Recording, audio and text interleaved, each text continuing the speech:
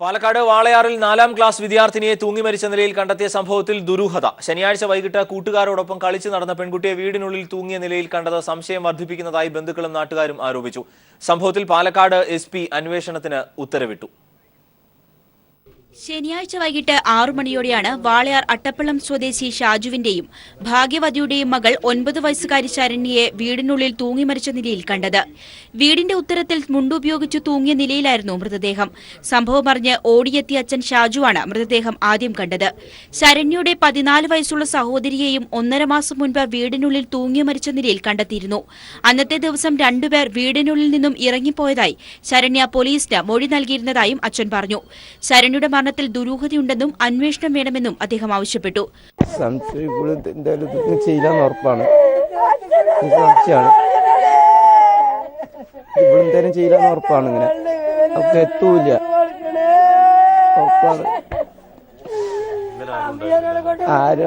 അമ്മ മുത്തിയമ്മ 4 മണി വരെ ഉണ്ടേനി.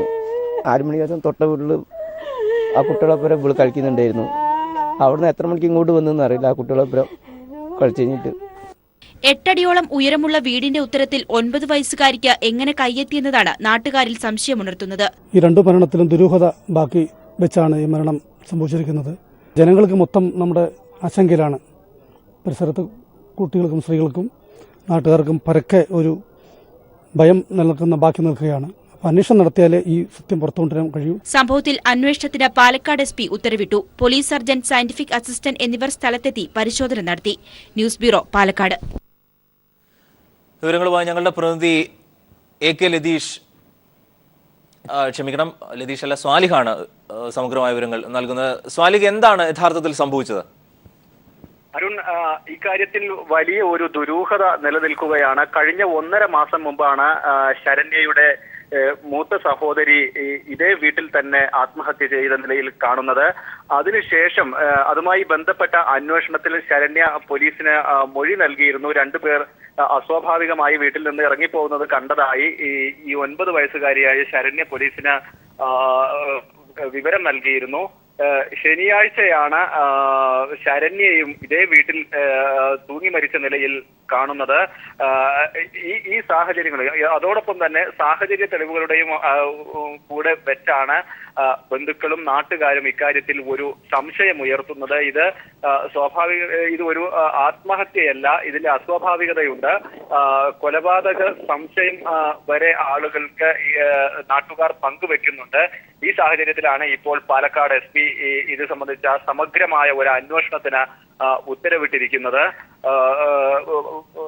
സംഭവം നടന്ന സ്ഥലത്തെത്തി പോലീസും അന്വേഷണ സംഘവും അതുപോലെ ഫോറൻസിക് വിദഗ്ധരെല്ലാം സംഭവ സ്ഥലത്തെത്തി വിവരങ്ങൾ ശേഖരിച്ചിട്ടുണ്ട്. വളരെ ചെറിയ ഒരു വീടാണ്. തൊട്ടടുത്ത് തന്നെ പുതിയൊരു വീടിന്റെ നിർമ്മാണ പ്രവൃത്തികൾ നടന്നുകൊണ്ടിരിക്കുന്നുണ്ട്. വൈകുന്നേരത്ത് ഈ ശരണ്യ മരിക്കുന്ന ദിവസവും വൈകുന്നേരത്ത് കൂട്ടുകാരോടൊപ്പം മുറ്റത്ത് കളിച്ചുകൊണ്ടിരുന്നു. പിന്നീട് വൈകിട്ട് അച്ഛനാണ് മൃതദേഹം തൂങ്ങി നിൽക്കുന്ന നിലയിൽ കാണുന്നത്. ഈ ഒരു സാഹചര്യങ്ങളെല്ലാം മുൻനിർത്തിയാണ് നാട്ടുകാരും ഇക്കാര്യത്തിൽ ഒരു അന്വേഷണം ആവശ്യപ്പെടുന്നത്. ഏതായാലും വലിയ ഒരു ആശങ്ക നിലനിൽക്കുന്നു ആ വീട്ടുകാർക്ക്. 2 മാസത്തിനിടെ 2 മക്കളാണ് ആത്മഹത്യ ചെയ്തിരിക്കുന്നത്. ഇത്തരത്തിലുള്ള ഒരു സാഹചര്യം വലിയ ഗൗരവത്തോടെ കാണുന്നുവെന്ന് ജില്ലാ പോലീസ് മേധാവിയും അറിയിച്ചിട്ടുണ്ട്. സ്വാലി, കൃത്യമായ ഇടവേളകൾക്കുള്ളിലാണ്, അതായത് 1 മാസത്തിനിടയിലാണ് ഈ 2 മരണം നടന്നിരിക്കുന്നത്. ഈ പെൺകുട്ടിക്ക് 4 വയസ്സ് മാത്രമാണുള്ളത്. തികച്ചും സന്തോഷവതിയായ കുട്ടി കളിച്ചുകൊണ്ട് നിൽക്കുന്നത് നാട്ടുകാരെല്ലാം കണ്ടാണ്. വൈകിട്ടാണ് ഈ മരണം ഉണ്ടാകുന്നത്. പൊതുവിൽ നാട്ടുകാർ പറയുന്നത് എന്താണ്? ഇക്കാര്യത്തിൽ പോലീസിന്റെ ഭാഗത്തു നിന്നുള്ള ഒരു സംശയം എന്താണ്? അരുൺ, ഈ കാര്യത്തിൽ 9 വയസ്സുകാരിയാണ് മരിച്ചിരിക്കുന്നത്. നാട്ടുകാർ പറയുന്ന ഒരു കാര്യം, ഒരു തരത്തിലും ആത്മഹത്യ ചെയ്യേണ്ട ഒരു സാഹചര്യം ഈ കുട്ടിക്ക് ഉണ്ടായിരുന്നില്ല എന്നാണ്. മരിച്ചതായി കാണുന്ന ദിവസം പോലും തൊട്ടടുത്തുള്ള കുട്ടികളുമായി കളിച്ചിരുന്നു. വൈകുന്നേരത്ത് വീട്ടുമുറ്റത്ത് കളിച്ചിരുന്നു. എന്നാൽ പിന്നീട് അച്ഛൻ തന്നെ മൃതദേഹം തൂങ്ങി നിൽക്കുന്നതായി കുറച്ചു സമയം കഴിയുമ്പോൾ കാണുന്നു. ആത്മഹത്യ ചെയ്യേണ്ട ഒരു സാഹചര്യം ഈ കുട്ടിക്ക് ഉണ്ടായിരുന്നില്ല എന്നത് തന്നെയാണ് നാട്ടുകാർ പങ്കുവെക്കുന്നതും. അതുതന്നെയാണ് ഇക്കാര്യത്തിൽ ഒരു അന്വേഷണം ആവശ്യപ്പെടുന്നതും ഒരു സംശയം നിലനിൽക്കുന്നതും. കുട്ടിയുടെ ചേച്ചി, 14 വയസ്സുള്ള കുട്ടിയുടെ ചേച്ചി കഴിഞ്ഞ 1.5 മാസം മുമ്പ് ഇതേ സാഹചര്യത്തിൽ വീട്ടിനകത്ത് മരിച്ച നിലയിൽ കാണുന്നു. ഇതുമായി ബന്ധപ്പെട്ട അന്വേഷണത്തിൽ വളരെ നിർണായകമായ ചില കാര്യങ്ങളാണ് ശരണ്യ പോലീസിന് നൽകിയിരുന്നത്. 2 പേർ വീട്ടിൽ നിന്ന് അപരിചിതരായ 2 പേർ വീട്ടിൽ നിന്ന് ഇറങ്ങിപ്പോകുന്നത് കണ്ടു എന്ന് ഈ 9 വയസ്സുകാരി പോലീസിന് മൊഴി നൽകിയിരുന്നു. അത് കഴിഞ്ഞ് വെറും ദിവസങ്ങൾക്കകത്താണ് ഇപ്പോൾ ഇങ്ങനെ ഒരു മരണവും സംഭവിച്ചിരിക്കുന്നത്. അതുകൊണ്ട് തന്നെ വലിയൊരു കുടുംബം തന്നെ അതിന്റെ ഞെട്ടലിൽ നിന്ന് മോചിതരായിട്ടില്ല. ഒപ്പം നാട്ടുകാരും ഇങ്ങനെ ഒരു മരണത്തിന്റെ സാഹചര്യം, ഇങ്ങനെ ഒരു ദുരൂഹ സാഹചര്യം, ഒരു ആത്മഹത്യ ചെയ്യേണ്ട ഒരു സാഹചര്യം ആ വീട്ടിൽ ഇല്ല എന്നാണ് അയൽവാസികളെല്ലാം പറയുന്നത്. അതുപോലെ കുട്ടിയുടെ സ്കൂൾ അധ്യാപകരും എല്ലാം ഇതേ കാര്യം തന്നെ പങ്കുവെക്കുന്നതായി നാട്ടുകാർ പറയുന്നു.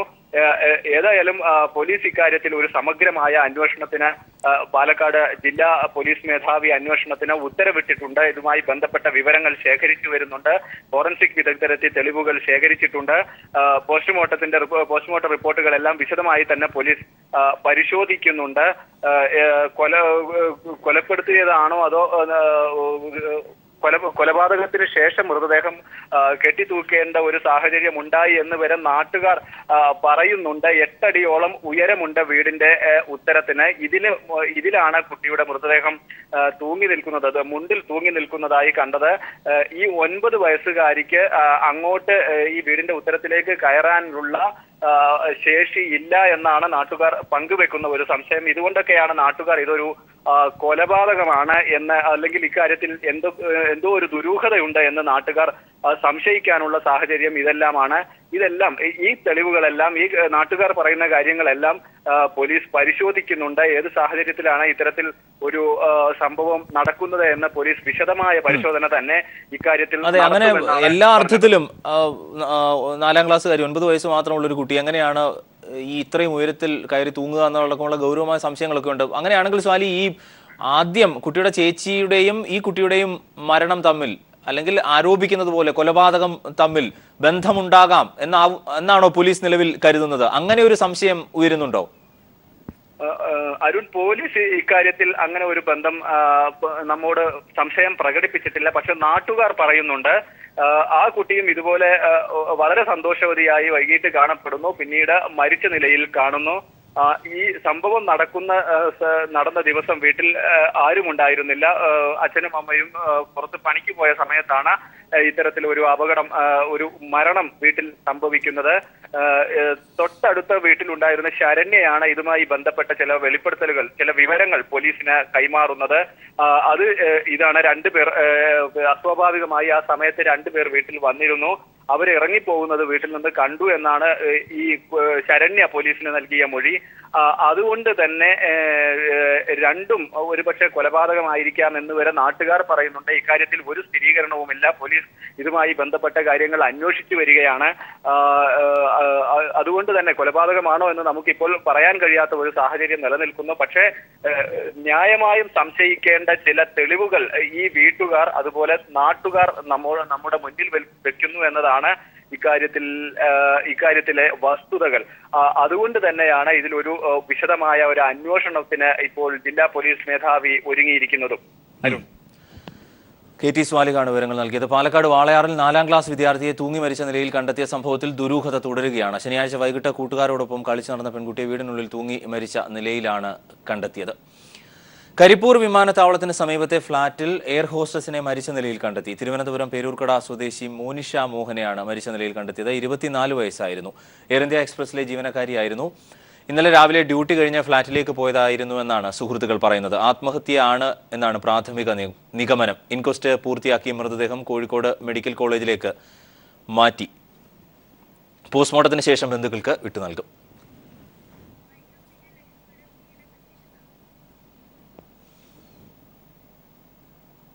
ഗിന്നസ് റെക്കോർഡ് ലക്ഷ്യമിട്ട് വൈക്കം വിജയലക്ഷ്മി കൊച്ചിയിൽ തുടരുന്ന വീണ കച്ചേരി തുടരുകയാണ്. അതിന്റെ തത്സമയ ദൃശ്യം.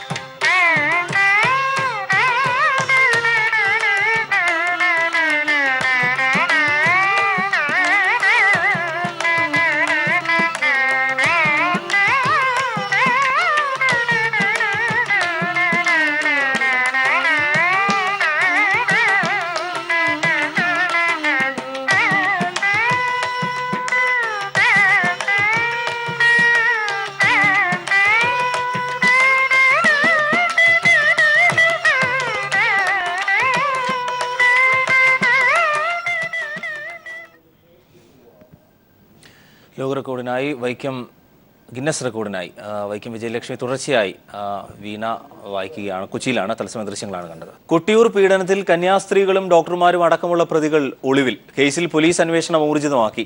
അതേസമയം പ്രതിയായ വൈദികൻ റോബിൻ വടക്കഞ്ചേരിയെ വിദേശത്തേക്ക് രക്ഷപ്പെടുത്താൻ ശ്രമിച്ച വൈദികനെതിരെയും പോലീസ് അന്വേഷണം ആരംഭിച്ചു. കൊട്ടിയൂരിൽ പ്രായപൂർത്തിയാവാത്ത പെൺകുട്ടിയെ വൈദികൻ പീഡിപ്പിച്ച സംഭവത്തിൽ പ്രതികൾക്കായുള്ള അന്വേഷണം ഊർജിതമായി നടക്കുകയാണ്. പ്രതിപട്ടികയിൽ 10 പേരെയാണ് ഉൾപ്പെടുത്തിയിട്ടുള്ളത്. അതേസമയം വൈദികൻ റോബിൻ വടക്കുംചേരി ഒഴികെ 9 പേരും ഒളിവിലാണെന്ന വിവരം പോലീസിന് ലഭിച്ചിട്ടുണ്ട്. വൈത്തിരിയിൽ ഇന്നലെ സിസ്റ്റർ ഒഫീലിയയെ അറസ്റ്റ് ചെയ്യാനായി CI സുനിൽകുമാറും സംഘവും എത്തിയെങ്കിലും ഇൻഫന്റ് മേരി ഓർഫനേജ് അധികൃതർ ഒഫീലിയ അസുഖം കാരണം അവധിയിലാണ് എന്നാണ് അറിയിച്ചത്. ഇവർ ഒളിവിലാണെന്ന വിവരവും അന്വേഷണ സംഘത്തിന് ലഭിച്ചിട്ടുണ്ട്. പെൺകുട്ടിയുടെ പ്രസവം നടന്ന ക്രിസ്തുരാജ ആശുപത്രി അഡ്മിനിസ്ട്രേറ്റർ സിസ്റ്റർ ആൻസി മാത്യു, ആശുപത്രിയിലെ ഗൈനക്കോളജിസ്റ്റ് ഡോക്ടർ ടെസ്സി ജോസ്, കുട്ടിയെ വൈത്തിരിയിലെത്തിച്ച സിസ്റ്റർ ലിസ്മെരിയ, സിസ്റ്റർ അനീറ്റ, നീണ്ടുനോക്കി സെന്റ് സെബാസ്റ്റ്യൻസ് പള്ളിയിലെ ജീവനക്കാരി തങ്കമ്മ എന്നിവർക്കായുള്ള അന്വേഷണം ഊർജിതമാക്കിയിരിക്കുകയാണ്. അതേസമയം നീണ്ടുനോക്കി സെന്റ് സെബാസ്റ്റ്യൻസ് പള്ളിയിലെ ജീവനക്കാരി തങ്കമ്മ പോലീസ് കസ്റ്റഡിയിലുണ്ടെന്ന സൂചനയും ലഭിച്ചിട്ടുണ്ട്. ജില്ലാ പോലീസ് മേധാവി ശിവവിക്രമിന് കീഴിൽ രൂപീകരിച്ച 8-അംഗ പ്രത്യേക സ്ക്വാഡാണ് അന്വേഷണം നടത്തുന്നത്. ഇരിട്ടി ഡിവൈഎസ്പി പ്രജീഷ് തോട്ടത്തിൽ, പേരാവൂർ CI N സുനിൽകുമാർ എന്നിവരടങ്ങുന്ന സംഘമാണിത്. നാളെ റോബിൻ വടക്കുംചേരിയെ കസ്റ്റഡിയിൽ വിട്ടുകിട്ടുന്നതിനുള്ള അപേക്ഷ അന്വേഷണ സംഘം കോടതിയിൽ സമർപ്പിക്കും. PV Joshila, news bureau, Kannur. Kottiyoor പീഡന കേസിൽ വൈദികൻ മാപ്പ് അർഹിക്കുന്നില്ലെന്ന് AK ആന്റണി. വൈദികനിൽ നിന്നുണ്ടായത് ഏറ്റവും ഹീനമായ കൃത്യമാണെന്നും കൊടും കുറ്റവാളികളോട് പെരുമാറുന്നത് പോലെ വൈദികനെ കൈകാര്യം ചെയ്യണമെന്നും ആന്റണി പറഞ്ഞു. കൊട്ടിയൂർ കേസിലെ പ്രതി ഒരു വൈദികനാണെന്ന് പറയാൻ തന്നെ മോശമാണ്. ഒരിക്കലും മാപ്പർഹിക്കാത്ത ഏറ്റവും ഹീനമായിട്ടുള്ള നടന്നു. അതുകൊണ്ട് പണ്ടൊരു വൈദികനാണെന്നുള്ള പരിഗണന ഒന്നും ആലോചന വിഷയം പോലും ആവരുത്. ഒരു കടുത്ത ക്രിമിനലിനെ കൈകാര്യം ചെയ്യുന്ന പോലെ തന്നെ ഈ കേസ് കൈകാര്യം ചെയ്യുന്ന എൻ്റെ അഭിപ്രായം.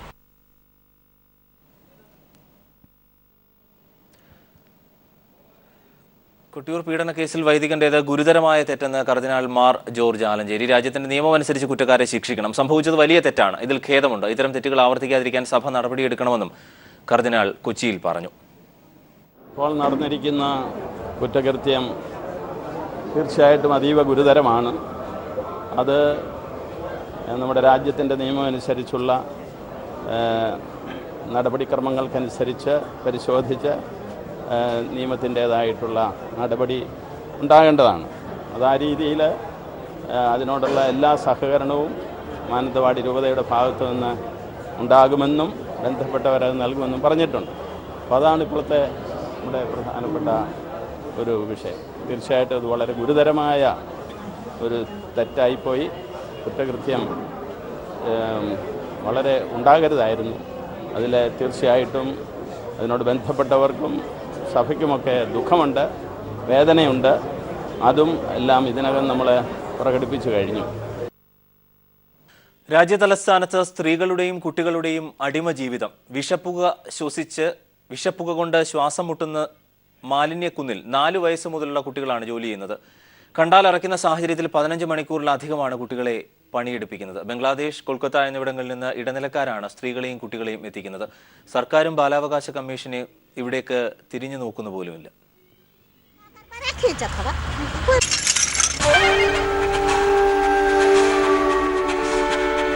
രാജ്യതലസ്ഥാനത്തെ മാലിന്യത്തിന്റെ 3/4 പങ്കും ദിനംപ്രതി നിക്ഷേപിക്കുന്ന ബെൽസ്വ.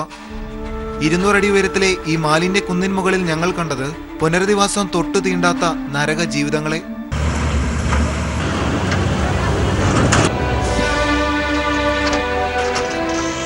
നായ്ക്കൾക്കും ഈച്ചകൾക്കുമൊപ്പം മത്സരിച്ച് മാലിന്യവണ്ടിയുടെ പുറകെ സ്ത്രീകളും കുട്ടികളും പായുന്നു. വിസർജ്യഗന്ധം മനം മടിപ്പിക്കുന്ന കൂനയിൽ നിന്ന് പുനരുൽപാദന വസ്തുക്കൾ തിരഞ്ഞു വിൽക്കാൻ അധ്വാനം.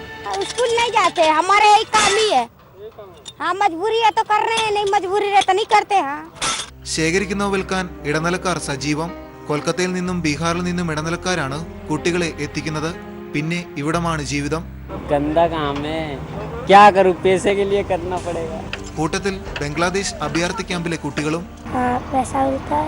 15 മണിക്കൂറിലേറെ അധ്വാനം.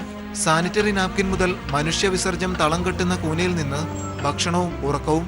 ലോഹവസ്തുക്കൾ കൊണ്ട് മുറിഞ്ഞ ശരീരഭാഗം പുഴുവരിച്ച് രോഗനിബിഡം. പലരും ലൈംഗിക ചൂഷണത്തിന്റെ ഇരകൾ. ദൃശ്യങ്ങൾ പകർത്തി തിരികെ പോരാൻ തുടങ്ങവേ അപ്രതീക്ഷിതമായി ലഭിച്ച ഓറഞ്ച് പങ്കുവെക്കുന്ന പെൺകുട്ടികളെയാണ് കണ്ടത്. പകലന്തിയോളം പണിയെടുത്താലും വിശപ്പടക്കാൻ വക ലഭിക്കുന്നില്ലെന്ന ദൈന്യത ഓരോ മുഖത്തും പ്രതിഫലിച്ചു. എങ്കിലും ഗതികേടെന്ന് വിളിച്ചു പറയാൻ മടിച്ചു. ജനിച്ചതിനാൽ വളരണമല്ലോ, വളർന്ന് പന്തലിക്കണം. പാർലമെന്റിന്റെ വെളിപ്പാടകലെയാണ് ഈ കാഴ്ചകൾ അരങ്ങേറുന്നത്. പക്ഷേ പൂർണ്ണ സാക്ഷരതയ്ക്കും വികസന ഭാരതത്തിനുമായുള്ള പദ്ധതികൾ നിറവേറ്റുന്നതിനിടയിൽ ഇത്തരം കാഴ്ചകൾ അധികാരികൾ കണ്ടെന്ന് നടിക്കാറില്ല. ക്യാമറമാൻ ഗോപി കടവല്ലൂരിനൊപ്പം മനുശങ്കരൻ, ദില്ലി.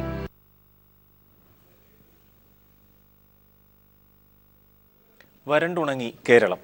ശർക്കര പെരുമയ്ക്ക് പേരുകേട്ട ഇടുക്കി, മറയൂർ, കാന്തല്ലൂർ പ്രദേശങ്ങൾ കടുത്ത വരൾച്ചാ ഭീഷണിയിലാണ്. വേനൽ കനത്തതോടെ കരിമ്പ് കൃഷിയിറക്കിയ ഏക്കർ കണക്കിന് ഭൂമിയിലെ കരിമ്പുകളാണ് കരിഞ്ഞുണങ്ങുന്നത്. കരിമ്പോലുകൾ കരിഞ്ഞ് കൃഷി നശിച്ചാൽ നഷ്ടപരിഹാരം ലഭിക്കില്ല എന്നതും കർഷകരെ ആശങ്കപ്പെടുത്തുന്നു.